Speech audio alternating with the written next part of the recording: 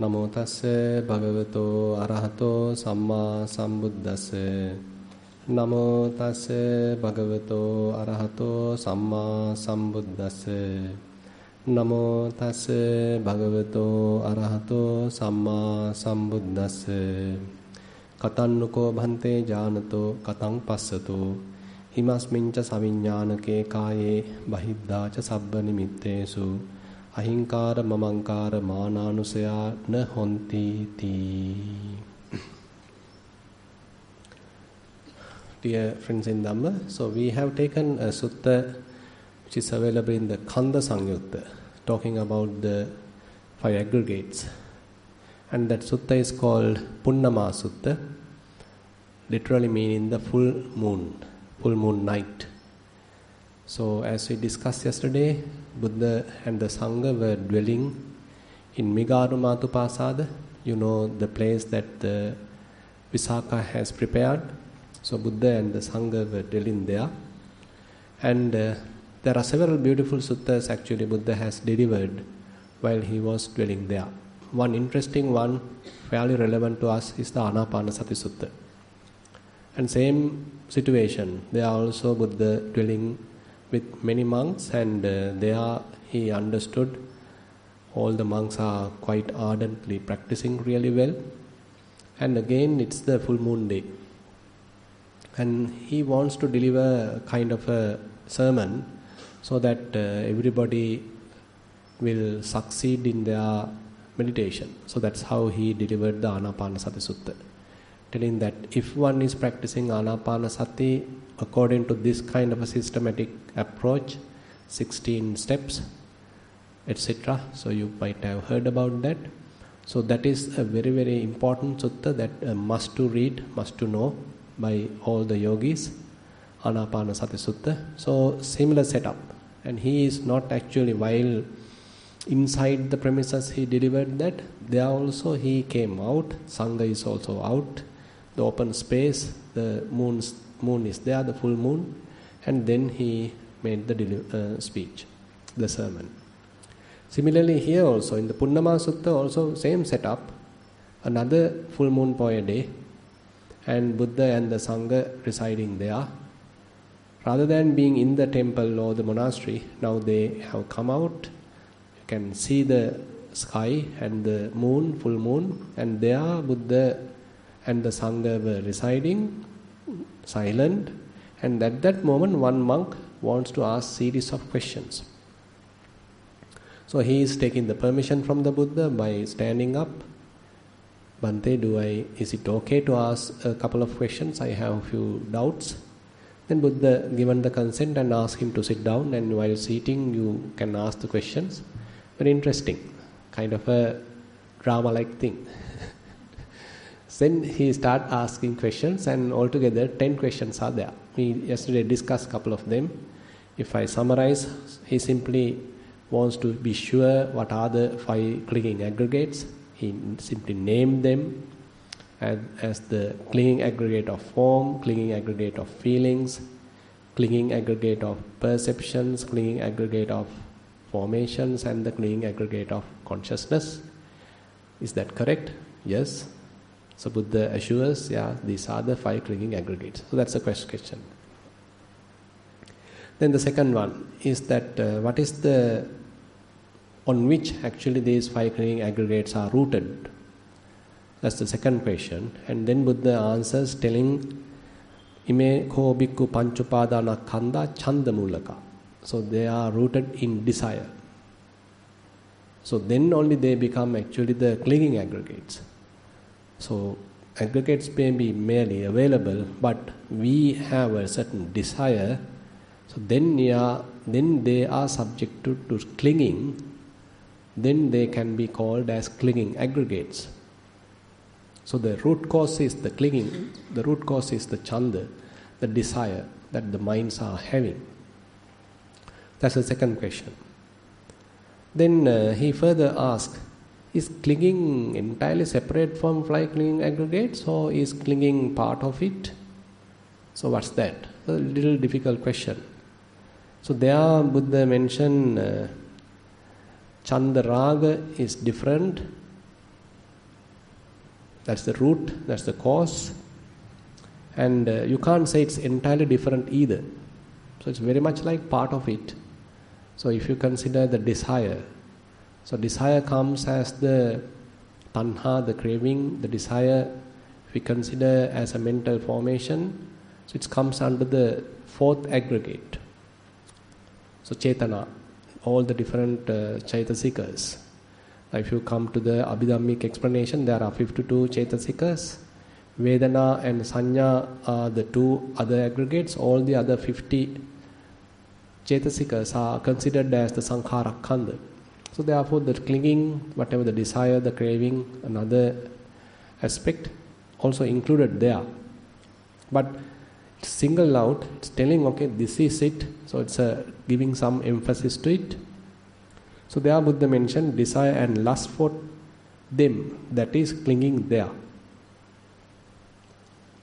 So we may have to separately look at it. So if you consider the Four Noble Truths, so the first one is talking about the noble truth of suffering and what's the cause of suffering. Then you say, okay, the desire, the chanda, the craving, tanha is the cause. So we are to see the tanha, then we have to again look at ourselves, how the desire arises, how craving arises, how tanha arises in one's mind. We need to recognize it. And in order to recognize it, we should know what is tanha. So then it is threefold. So we have to go to some theoretical understanding is necessary. So what is tanha? Buddha is giving a clear definition, what is tanha. Tanha is threefold, kama tanha, bhava tanha, vibhava tanha, and we discussed to some extent yesterday. So kama tanha, we all can understand. So we have a desire to see beautiful sights. We have a desire to hear beautiful music. Have a desire to see, rather smell something fragrance. And maybe desire to have a delicious taste. Maybe a desire to have a good soft touch, whatever. So the touching, with respect to tangibles, with respect to taste, with respect to smells, with respect to sounds and the sights. So we have a desire, the panchakama. So with respect to these five sensual chords, we have a desire. So the kama upadana, or we can say simply here, kama tanha. But the desire to become the bhava tanha is more subtle. So we always have a kind of an inclination, kind of futuristic expectations are there in the mind. So not being fully satisfied here, not feeling completely fulfilled, complete here, I am looking forward for something, the next event. Kind of very subtle desire, always driving us, asking us this and that. So another way of looking at the craving, another type of craving. So it may be asking a rupa, asking a sight, smell, taste, this and that. Then it is actually the five chords basically asking kama tanha. But more than that, there's an inclination towards the next event.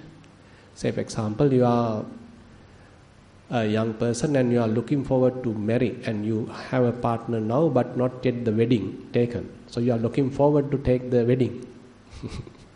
An easy example I have taken. So you are looking forward for that. Okay, when am I going to marry? When is the wedding day? When is the pre-shooting? Many things are there. No, now many events are there. So you are looking forward. So you are always dreaming about it, anticipating about it. So this anticipation, this looking forward, so this inclination in the mind, so desire to become. So this is a kind of develops some sort of an unsatisfaction in ourselves. So this is a desire, bhava tanha. And that is what actually continuing as a continuation of things. Okay, today I have something beautiful. Today I had a nice meditation session. So let me have it after the Dhamma sermon also. Let me have it tomorrow also. So I'm looking forward to continuation. That's also the same bhava tanha, desire for the continuation. And that's what we are driving towards the next life. Not limiting only to this life, to next event, but to the series of future events, and even to the next life. Bhavatanha. It's a kind of very subtle desire to continue, and to desire to become someone, to be with something, to be with someone, to enjoy another event. So all that as a very subtle desires are operating in our mind. Then the opposite is also a type of desire, that desire to get rid of. I hate him, I want to get rid of. I want to divorce. First I had the wedding, now let me divorce.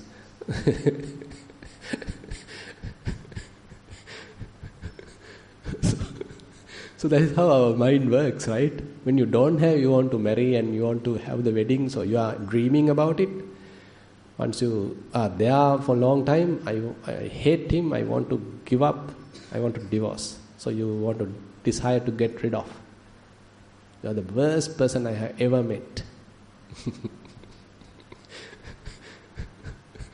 He was the best person I met, some time back, but now the opposite. So how you can see how mind tricky in a way. So it can simply switch to the other side, and now it's looking at the opposite and want to get rid of. I am not happy. I hate it. So that's also another desire, and I am looking forward to something beautiful, hating the present, current experience. So the vibhavatanha. And on the other hand, now, so once we recognize this, so the practice is to let it go, abandon it. So that's how the Four Noble Truths are explained. So dukkha samudayang arya satchang pahatabbang. So the reason, the cause of suffering is the tanha, the craving, and the practice is to abandon it. Recognize it, understand it, and let it go, rather than implementing it, rather than being a victim of it, rather than trying to a slave to it. You recognize it, there's a desire, drop it. Not easy. Even though we say like this easily, you can understand what I am saying, but implementing this is extremely difficult. You can recognize a desire, but not implementing it, very, very difficult. It may be easy to stop implementing it, provided it has certain laws enforced, and you know that I can't do it because you know that there are these kind of regulations are there, so I can't do it. Desire is there, you understood, so you don't do it. But if there is a desire, and if easily you can satisfy, you can easily implement, you will go for that. So that's a typical approach. But if it is not a real requirement, if it is not a real basic need, but a kind of a desire arising in our mind, and once we recognize it, rather than implementing it, rather than be a slave to it, letting it go is something that we need to practice. So that is the only way, in a way, to overcome various desires, overcome various craving, tanha. So otherwise we simply take things for granted, simply implementing it, thinking that this is an innocent thing, nothing to worry. Nobody is seeing me, nobody is noticing me. But there's a desire, and you are promoting it, you are strengthening it, that latent tendency further strengthening. But if we are able to recognize it, and if you know, okay, I am going in a different path now, I need to slowly abandon it. Is it possible for me to stop implementing it, stop reinforcing it, and simply to drop it? Maybe a little desire. Now say, for example, you had your lunch and everything's done, you are full, but there was a late offering of ice cream. Unfortunately, it arrived late, but you have done everything now. So the news came that the ice cream is also there. Unfortunately, it was late. Are you going for the walking, or are you going for the ice cream? Which one you select? So desire may come, okay, why not ice cream? So even though you are full, I'm just taking a very typical, trivial example. But likewise, whenever desires are arising in our mind, we are very rarely notice it as a desire. Rather, we quickly implement it, unknowingly even. So noticing desires is a real task of our practice. And for that to know, in a way, we better associate emptiness.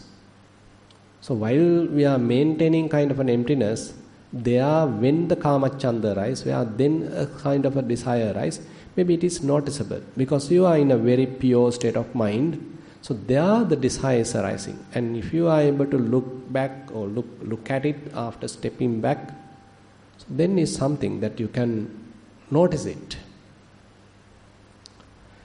Now, then further this Venerable is asking, Siyakopana bante panchupadanaskandhesu chandaraga vemattatati. So what is the diversity of this tanha?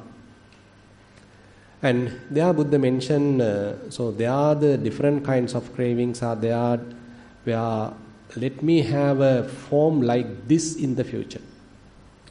Let me have different kinds of feelings in the future. Let me have different perceptions in the future.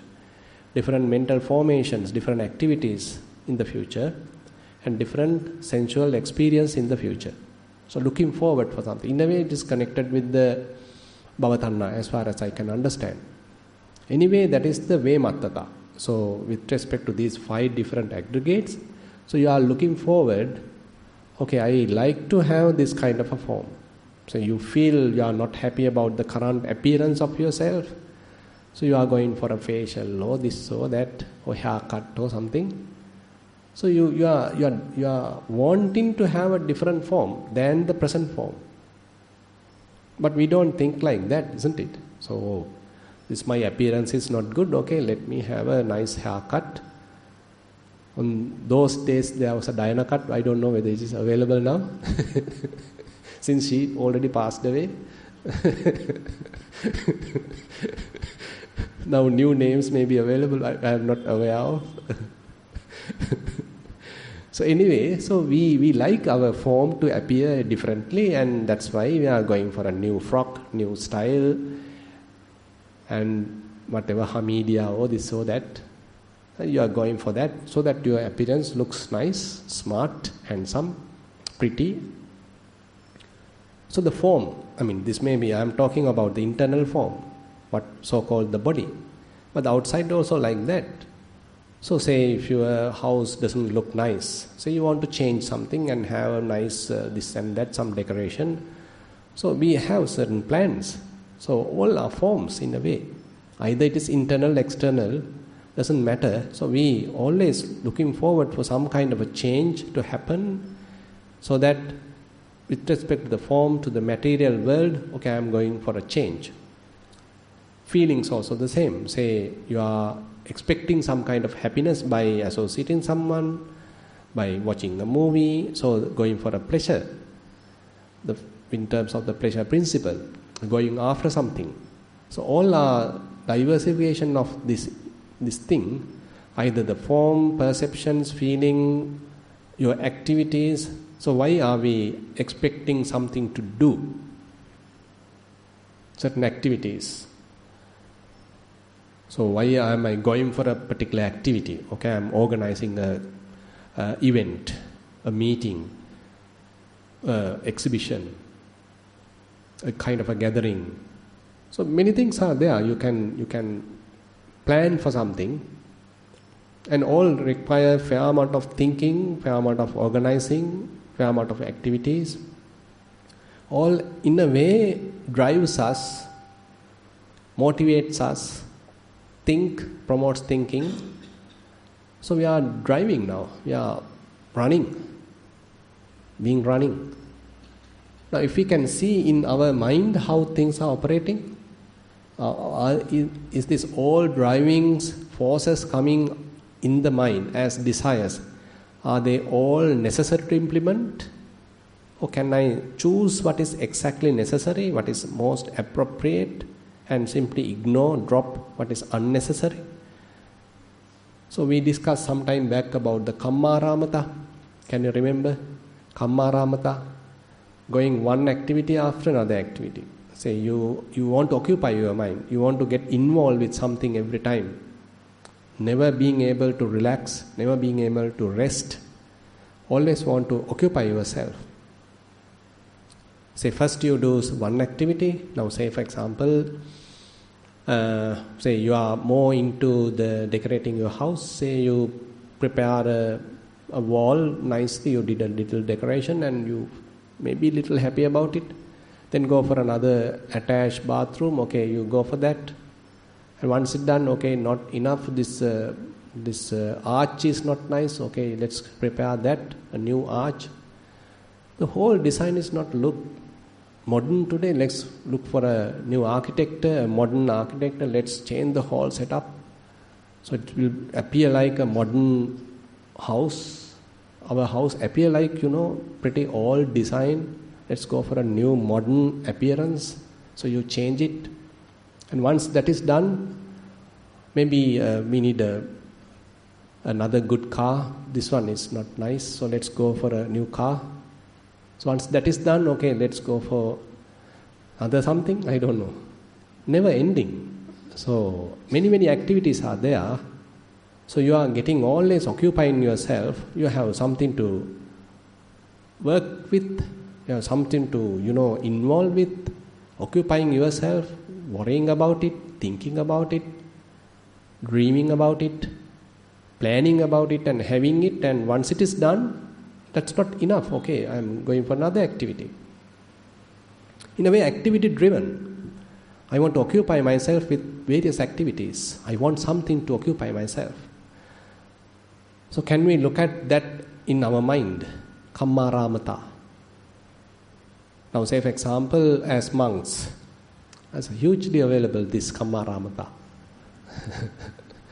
Say you support as the lay people, okay, to build a little kuti, okay, done. The road, access road is not good. Let's try for build the access road. The bridge is not good enough, there's a possibility to fall from the bridge. We'll go for a new bridge. Not enough kutis available.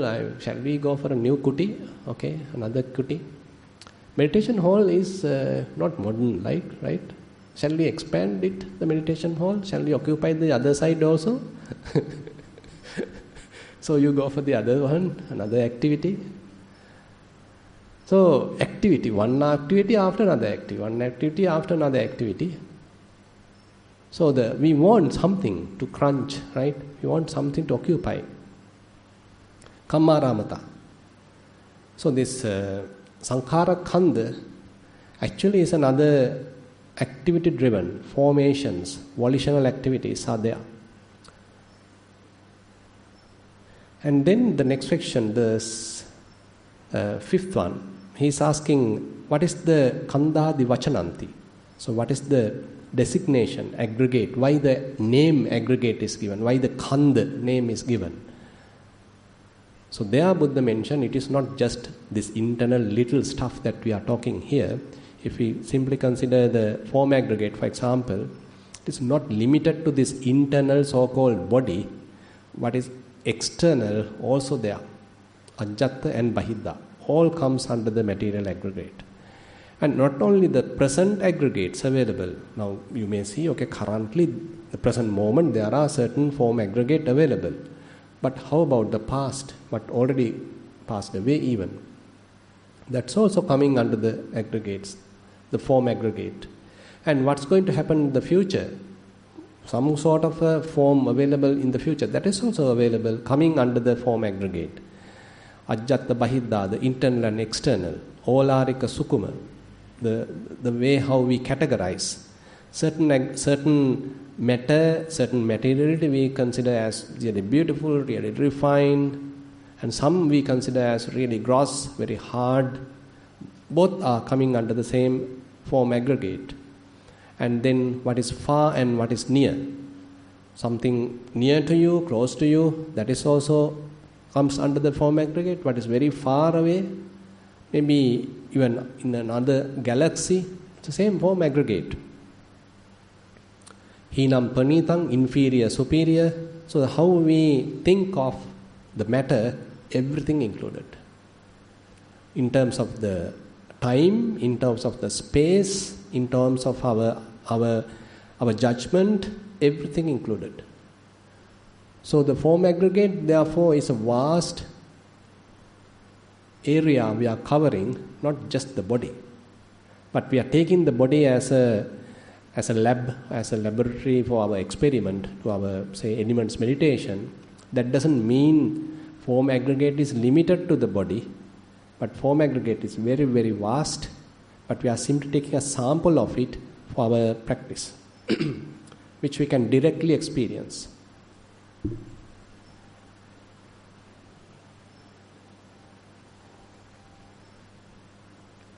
And then he further asks, Konuko bhante hetu ko pacchyo rupakhandassa panyapanaya. So for this form aggregate to manifest, what is the hetu? What are the factors?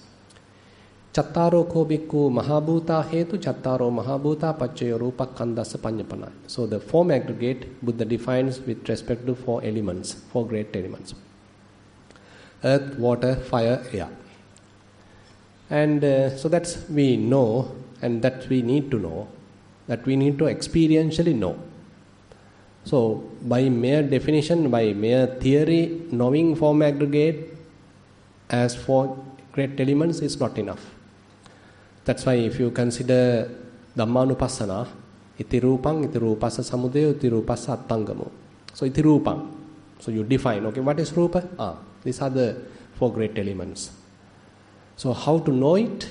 Then you need mindfulness, you need concentration, you need to balance the effort. Then you know the characteristics of these four great elements.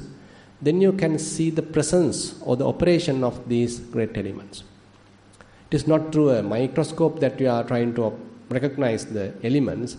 Rather, through your experiential knowledge, now we are trying to understand it. So that's why the meditation comes important here. So, scientists may already know all this, but not leading to dispassion, not leading to disenchantment. So what the yogi does, the practitioner does, is he first prepare the mindfulness. He want to be in the present moment. Let's collect the mind, focus the mind, balance the effort. Now pay attention to the body, recognize the manifestation of various elements. Now you know, knowing different characteristics of the earth element. There is the earth element operating. Knowing the characteristics of water element, you can understand, okay, the water element is an operation. Knowing the characteristics of air element, you know the presence of the air element. Knowing the characteristics of heat element, you know the heat element is in operation. So there are manifestation you can know. So once you continuously know that, then you understand, okay, here also the same manifestation of four great elements, outside also the manifestation of great elements. Then you feel sort of unattracted. Everywhere the four great elements, everywhere you see the operation of four great elements. So which part is my part? Which part is mine? Which part is the best? Which part is a good? You can't designate like that. Because everywhere the operation of elements, now your mind become somewhat dispassionate about the whole physical realm. Whole physical realm, including the body, including the outside, not much attached now, not finding something substantial. Everything is like appearing and disappearing, and that we'll discuss in a moment. So knowing the reality about the matter experientially through your mindfulness, concentration, wisdom makes a drastic change in our mind. It may not happen by mere reading a book. To some extent it may convince us to see it directly, and once we continuously see it, naturally the mind may start changing. Your perception about the body, your perception about the matter, the physicality start changing. And how you feel it. So you may feel through your own behavior. how you are approaching something, how you are approaching currently with respect to the past, to various beautiful sights, to various beautiful sounds, smells, tastes, touch, tangibles, how enthusiastic you are to gather them, to take them as mine, myself, that has to be changed. That we need to see in ourselves. Has this type of meditation helped me to change that approach, change my attitude, how I look at things? Is my desire has reduced? Do I have a little dispassion now? Even when someone else being attracted and he's talking very high about something, do I able to keep the mind peaceful, without being agitated, without being excited, even with a beautiful sight?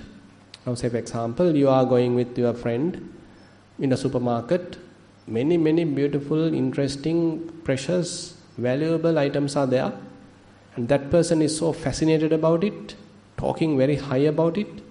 Can you be quiet about it? Can you maintain yourself quiet, peaceful, not being agitated? Or are you also the same after years of practice? So we need to assess ourselves in all these occasions in a way. The supermarket is also not a bad place to assess our desires, isn't it? So you can't find desires in Kalalgoda. Not much attractive things here. But you have to go to the supermarket and see how greedy you are. How the desires are operating still in our mind.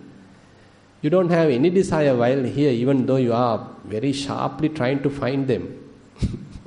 You can easily find them once you visit something. Recently I saw something. Now, the next section, he is asking, we touch that. Katannuko bhante sakkaya ditti hoti. So how the sakkaya ditti arise, how the personality view arise. So Buddha then explains that with respect to form, we are actually discussing only form aggregate particularly this month. So with respect to form aggregate, we can immediately consider form aggregate as myself. Immediate recognition, immediate identification. This is myself. So immediate identification of the form aggregate as myself. Or you can simply say, this is mine. So you have a possession. It belongs to me. That is also another way of sakkaya ditti operating. So that's why we discussed during the Dhamma discussion. So immediate identification is maybe the most powerful sakkaya ditti. But if you see something belongs to me, that indicates indirectly there is a person who belongs that. There's an owner. The third one, attaniva rupam. So inside me there's the form. So you are something vast, myself is something vast. Inside it there's the form. Or else inside the body there is me. Many different ways. So sakkaya ditti can arise with respect to the form aggregate. So that doesn't mean, by the way, you can't say this body is mine or this car is mine. You can refer mere as a convention, mere as a statement, you can refer. But we can see whether mind has excited when telling it. Now say for example, say you are looking at your batch photo. Say you were in the university and you are, after some time, long time ago, you met a couple of people and you are looking at your batch photo and you are interested, where am I?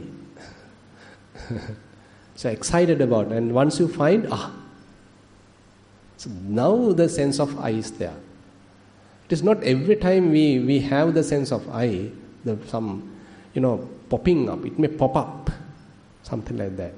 So mere telling, okay, you just look at, there I am.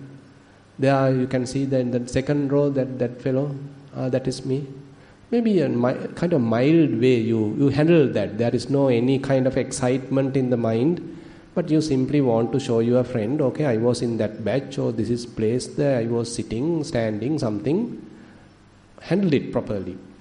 But if you are so excited and you want to show and memorize on that and occasion, and that means Sakkaya Ditthi is in operation. So we need to see when the mind gets excited in a way. So this excitement, this Sakkaya Ditthi can't happen without an aggregate. So when the sense of I arises, when a strong personality view arises, so if we are able to notice that, so probably I can check to which, with respect to what this is arising. Have I attached to the form? Have I attached to the feelings? Have I attached to the perceptions? Have I attached to the formations? Have I attached my sense experience? With respect to what I has arisen. Because that's another interesting rule. Actually, Venerable Punnama teaches to Venerable Ananda, Upadayatiko auso Ananda asmiti hoti no anubadaya. Ananda, always the sense of I happens with respect to an aggregate, with respect to an attachment. Kincha upadaya. Rupang upadayati also ananda asmiti hoti no anupadaya. Either with respect to, either you attach to the form aggregate, the sense of I has to come. Either you attach to the feelings aggregate, the sense of I can happen. Either you attach to, cling to perceptions aggregate, the sense of I can happen. So the opposite way may be easy to recognize. So when the personality view comes, when you being excited, when you feel the sense of I strong, presence of yourself, what is the base? What is the reference? What am I referring as my base? With respect to what am I telling as myself?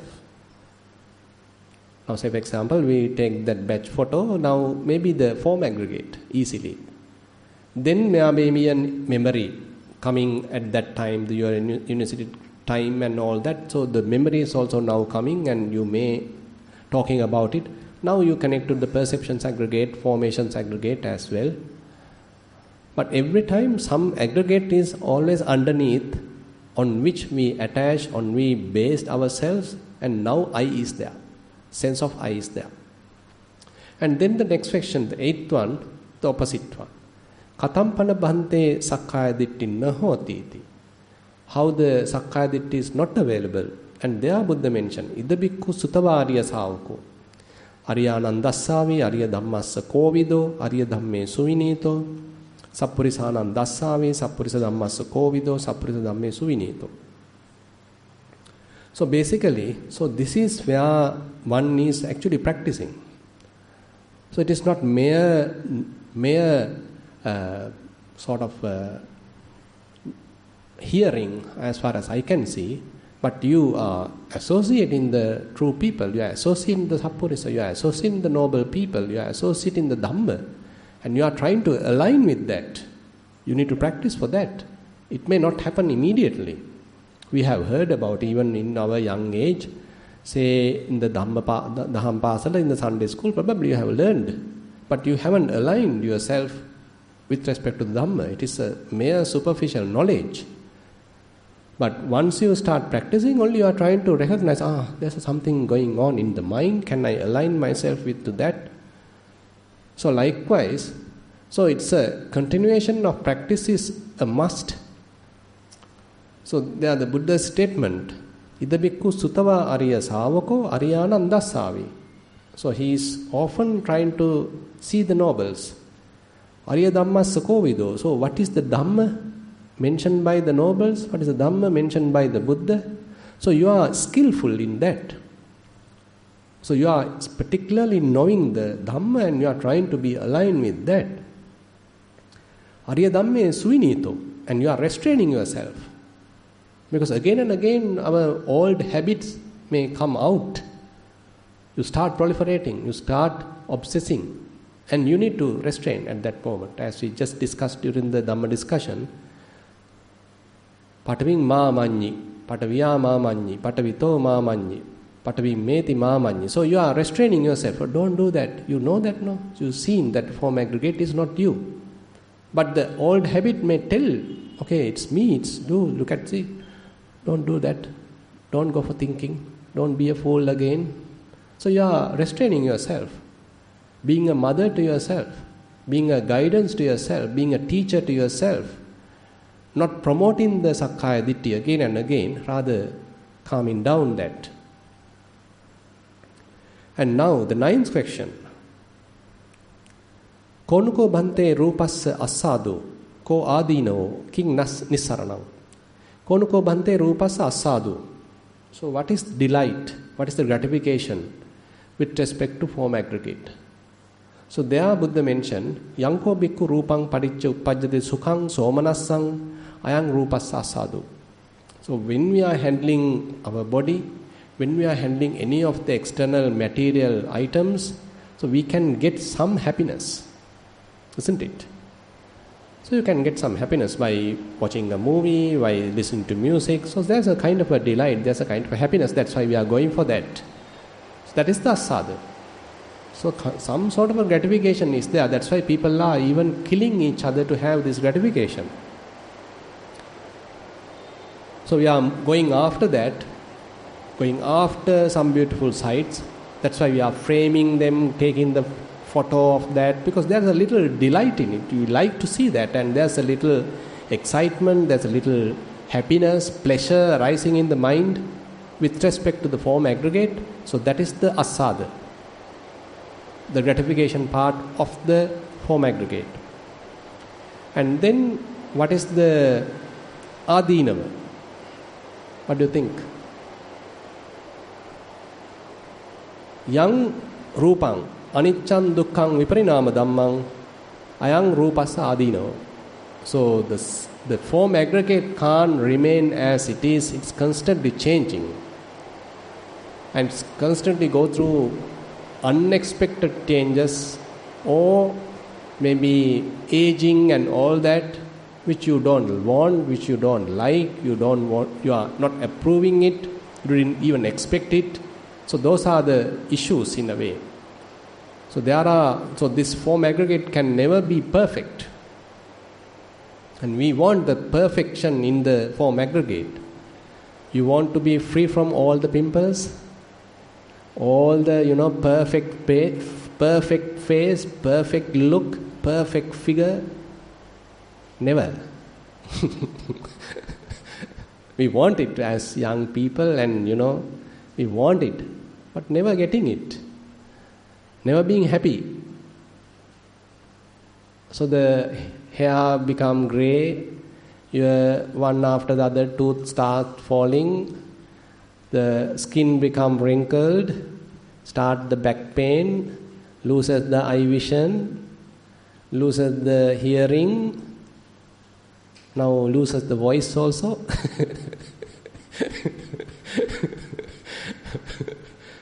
So the adinava. So we need to understand, this is very evident in a way, but we don't want to accept it. We want to keep things as it is. I want my young age as it is. I want my beauty as it is. Not accepting the adinava. But it is obviously available. So rupang aniccan dukkhang viparinama dhammang. So it's continuously changing, it's impermanent, and there is a certain amount of suffering. Definitely there is suffering. Now with respect to body, fair amount of suffering is there. You can't maintain the same posture even for a couple of minutes. How quickly do you change your posture? Why are you changing the posture? There's a little suffering. That's why we change the posture. Now I have a little bit here. So we change the posture because it is suffering. Some pain is there. Aches are there. Time to time, various illnesses are there. Diseases are there. So these are the adinava. And then the last interesting one. So King Nissarana. So what is the Nissarana? What is the escape?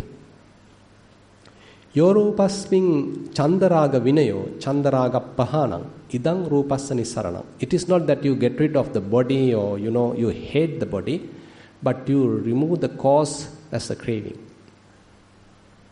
So you can have many things, but if you have no craving at all, if you are ready to give up anything at any time, so your mind is not burdened by anything, not having any kind of a stain in your mind with respect to anything, say the form aggregate, and no images popping up again and again, bothering yourself. So if your mind is empty, you can say, okay, at least for some time, I am free from this attachment, I am free from this Chandaraga, the desire, to the form aggregate. Now probably you can remember how, as young people, how much we are careful about our appearance. Probably you are often going in front of the mirror and combing your hair, and you are looking very carefully about your facial appearance, and you are wearing very beautiful clothes, doing all the fashions and looking forward to new styles, and you feel that if not I follow it, I'm feeling like obsolete, outcasted, so you are so eagerly waiting for the new style, and you also be there, so concerned about the appearance, about the body, but driven by desire. Once the desire is not there, you feel comfortable, right? I mean, you don't need to worry too much. Body is aging, or is going through some diseases. Let me see the doctor, take some medicine. Aging is there, it's something you accepted. Know it as a fact, as a truth. Become more mature. You accept the reality. And the mind is not occupying with various obsessions about your figure, about your body, about your new house, about your new car. Not obsessional about that. So the mind is free. Mind is not burdened about the body or about any of the materialistic stuff. So we need to see, am I continuously thinking about the body? Am I continuously thinking about the house? Am I continuously thinking about the car? Am I continuously thinking about my son, my daughter, my father, whatever? I mean, think about your own self, what your mind being occupied. Is it something related to matter? Is it some sort of the materialistic stuff? So if it is continuously occupying your mind, so you have some attachment, definitely. Have some interest, not free. But at least for some time, as a result of your practice, can you keep your mind quiet? Can you keep your mind free from thoughts? Can you keep your mind free from any images, any sights? Completely empty, very calm, serene. So this is an advantage that we are getting as a result of the practice. Otherwise, mind is continuously occupied, continuously burdened. But once are you able to put aside the burden now, so that your mind has some space, becomes spacious, lighter, transparent. It has a lot of space now. Not thinking too much about your appearance or body of the house or this or that. Think about your own attachments. Are you able to maintain a free mind? Are you able to maintain a lighter mind, unburdened mind, untangled mind?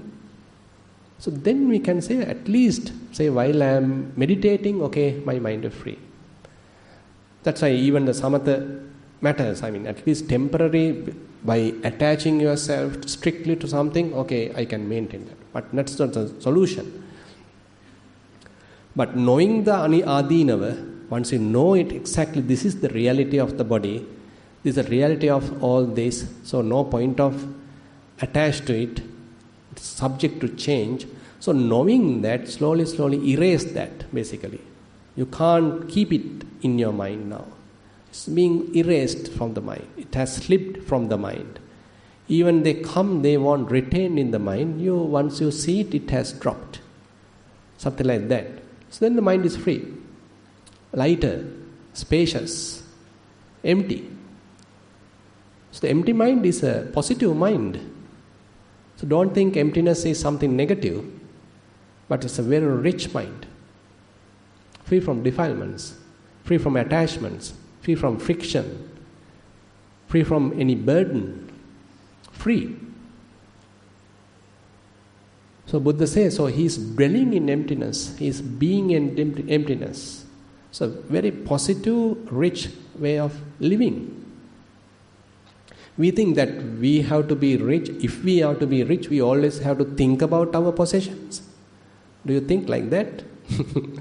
You continuously have to think about my car, think about my wife, think about my husband, think about my children, think about my occupation, think about my bank account, think about the president, think about the... Then are you rich? How much are you tortured by your own possessions then? Isn't it? It's a torture. But you may have things, but if you are not burdened, isn't it? If you are not being sort of tortured by them, you may take care of that, but you are able to maintain the mind free, spacious, not burdened, quite lighter, with a smile. That is something. Now, the last question is more important.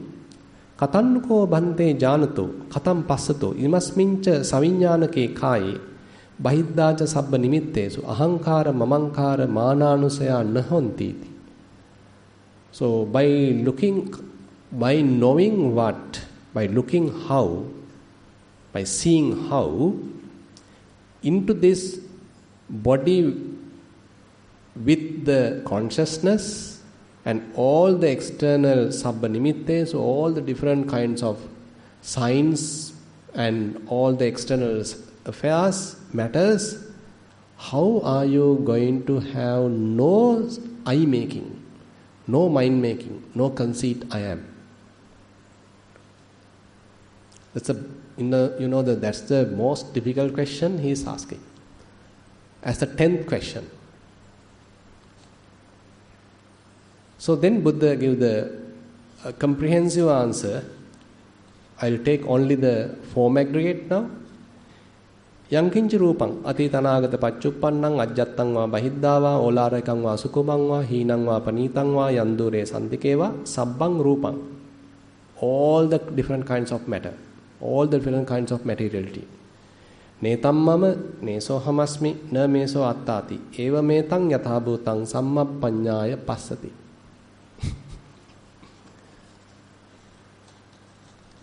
So what it says, say you can see things, you can hear sounds, smell, taste, touches. So that is the material realm, that how we are perceiving, how we are interacting. Or this very body, eyes, ears, nose, tongue, body. Netam mama neso hamasmi na meso attati. This is not mine. This I am not. This is not myself. Complete disclaim.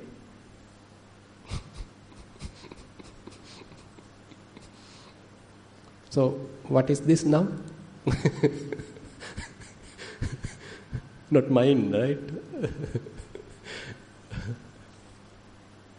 So, when the desires are arising, when the sense of I arising, and when you say it is mine, so that sense of I, the ownership arising, so strongly exciting the mind, can you keep it little calm? Can you keep the mind less agitated, less excited? Then something is there. So that means, so whenever we feel the sense of I, the presence of I, a little bit of agitation, a little bit of frustration, a little bit of unhappiness, it's always there. We can see that. For the frustration to arise, you should be there, I should be there, ego should be there. So without I, you can't have a frustration even. You can't be agitated if there is no I. So the I-making is there, mind-making is there, or you compare yourself as a person and another person, you do the comparison, so then the unhappiness is there, suffering is there. Either you can look at how the agitation happens, the suffering happens, and then you can look at the cause, how the desire has happened, where I am attached to it, where the mind has taken, what mind has taken as me, myself, based on what I made, I the sense of I being made, the sense of mind being made, or the comparison being done. So at that moment, so Buddha's advice is now try to disclaim it. Netam mama, it is not me, it is not mine, it is not myself. So a kind of a guidance, purposeful guidance in a way. So when the sense of I happens, you little remind yourself, it's not me. Remember, you saw that at Kalalgoda.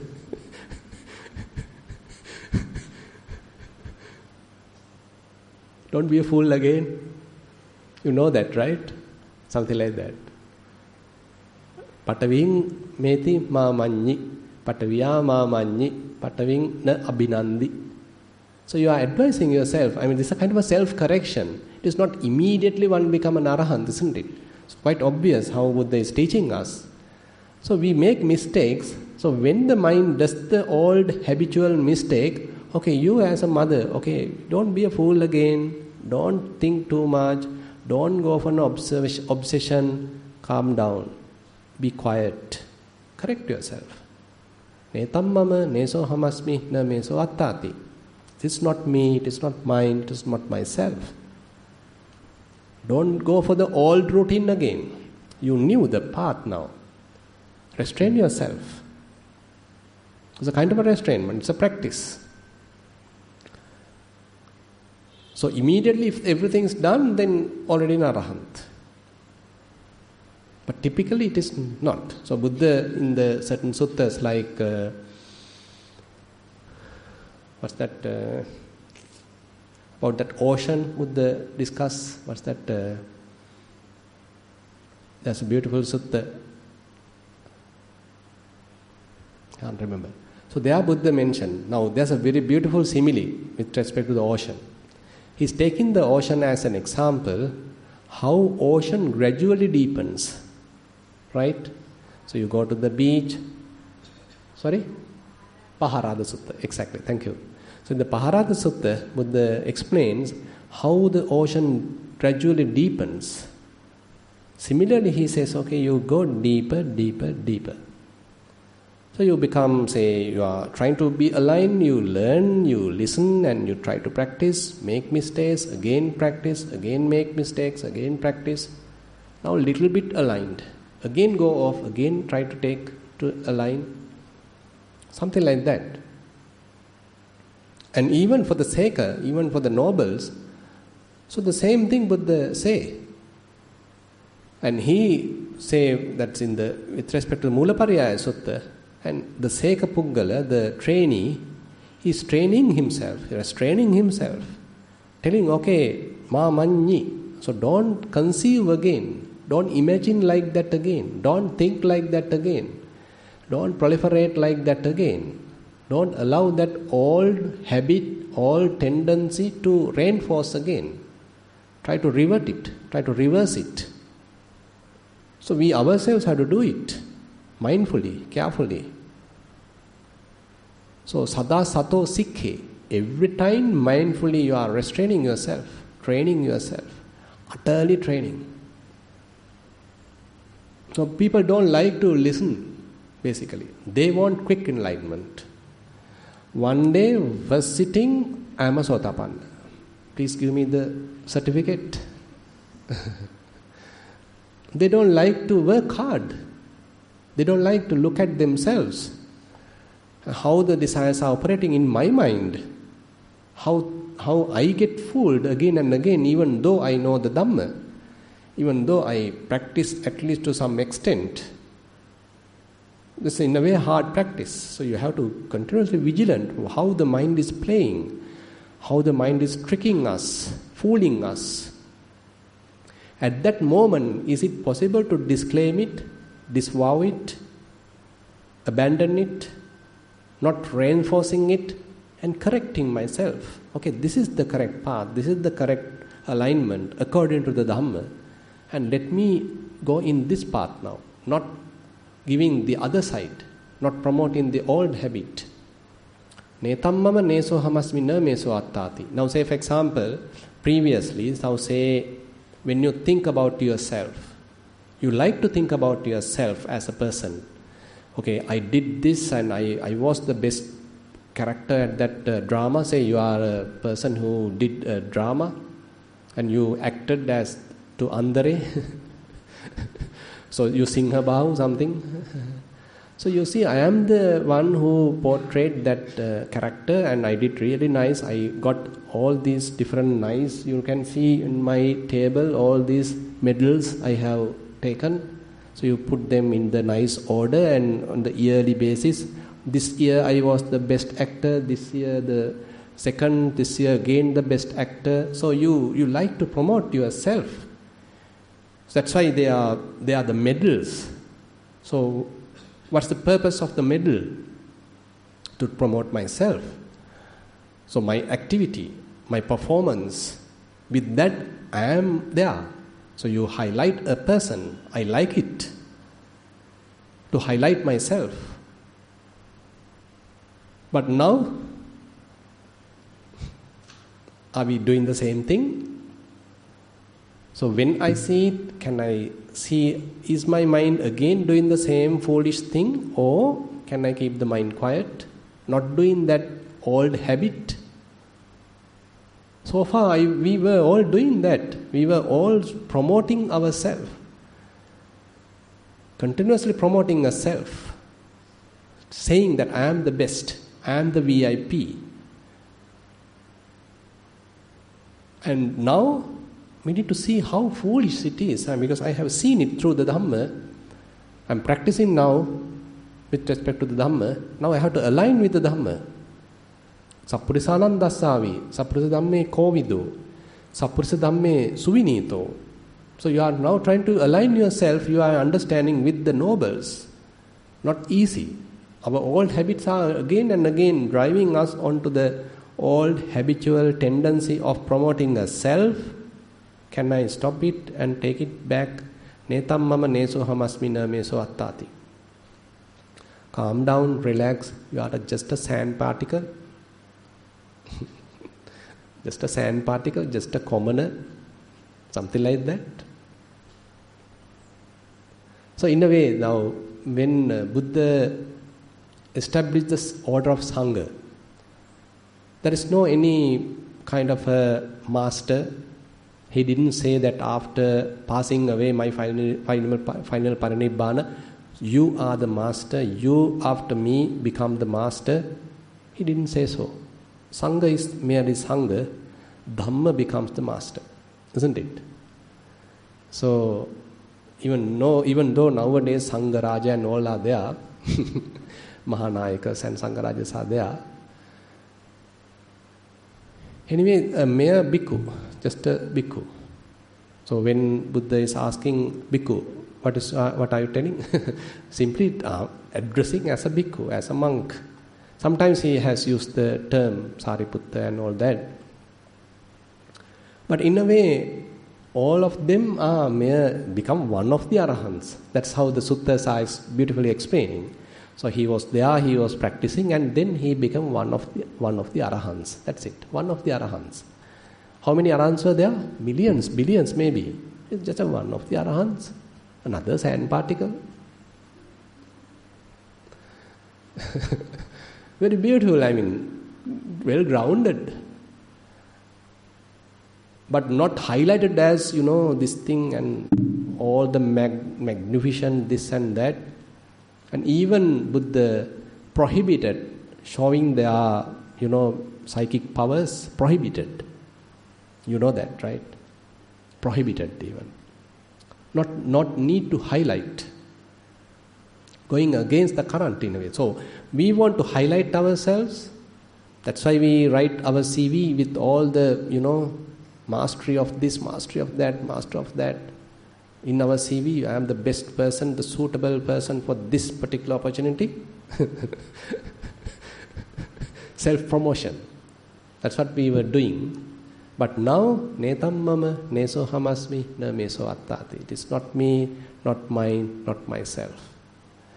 Today actually we discuss particularly the form aggregate, but we need to do the same thing for the other aggregates as well. whatever we consider as me, myself, belong to me, whatever, netammama neso hamasmina meso attati. Okay, with that note, I'll conclude today's Dhamma sermon. Thank you very much for attentive listening.